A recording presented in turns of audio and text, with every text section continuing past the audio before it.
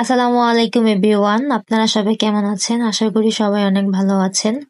তো আজ আমার এই মগটি ভেঙে গিয়েছে, তো আমি এটিকে একটি মেকওভার দিব। আপনাদের সাথে শেয়ার করলাম। এই যে দেখতেই পাচ্ছেন, আমি এখানে একটি গাছ লাগিয়ে দিয়েছি।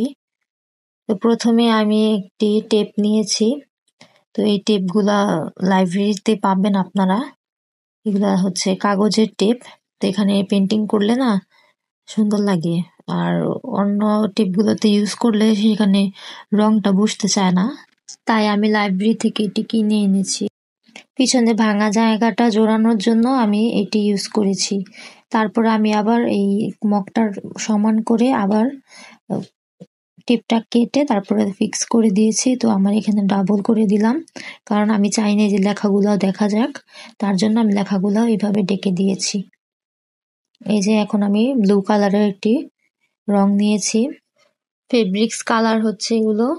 তো আমি কমলা কালারের রং দিয়ে আবার শিউলি ফুল আঁকার চেষ্টা করছি। আপনারা দেখতেই পাচ্ছেন, এই যে এভাবে আমি শিউলি ফুল আঁকবো। দুটি করে দাগ টেনে তারপরে মিডলে আমি নিয়ে আসছি। এভাবে আমি 5টি কলি করব। শিউলি ফুলের 5 কলিওয়ালা ফুল হয়, এর জন্য আমি এখানে 5টি কলি দিয়ে ফুলটি তৈরি করেছি। আমি এভাবে আরো কিছু ফুল এঁকে নেব। এই যে আপনারা দেখতেই পাচ্ছেন আমি কিভাবে ফুলটা তৈরি করছি।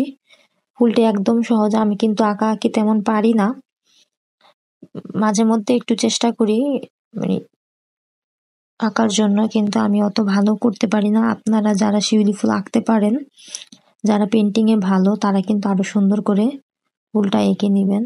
দেখতেই পাচ্ছেন আমি কিন্তু সবগুলো ফুল ছিটা ভাবে এঁকে নিয়েছি। এখানে যে ফুলই আঁকতে হবে এমন কোনো বাধ্যবাধকতা নেই। আপনাদের যে ডিজাইন ভালো লাগে আপনারা সেটি এঁকে নেবেন।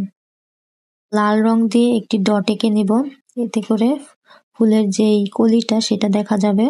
এখানে সাদা কালার দিলে বেশি সুন্দর লাগতো। আমার বাসায় সাদা কালারের রংটা নেই, এর জন্য আমি লালটা দিয়েই করছি। আপনারা সাদাটা দিয়ে করলে খুব সুন্দর লাগবে।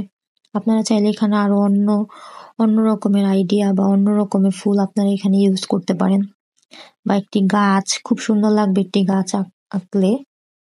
এই যে দেখতে পাচ্ছেন আমি কিন্তু এভাবে ফুলগুলো এঁকে নিয়েছি। তো আমার বর্ডারটা খালি খালি লাগছিল, এর জন্য আমি এখানে এটি লাল রং দিয়েই বর্ডার টেকে দিচ্ছি। দেখতেই পাচ্ছেন আমি কিভাবে করছি, একদম সহজ। কিন্তু আপনার এই যে ভেঙে গিয়েছে, কিন্তু আমি এটাকে রিসাইকেল করে অনেকভাবেই এগুলো ইউজ করা যায়। দেখতেই পাচ্ছেন আমি এখানে গাছ লাগিয়ে নিয়েছি।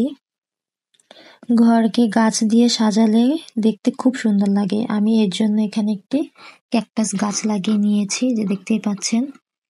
এতে কিন্তু অনেক সুন্দর লাগছে।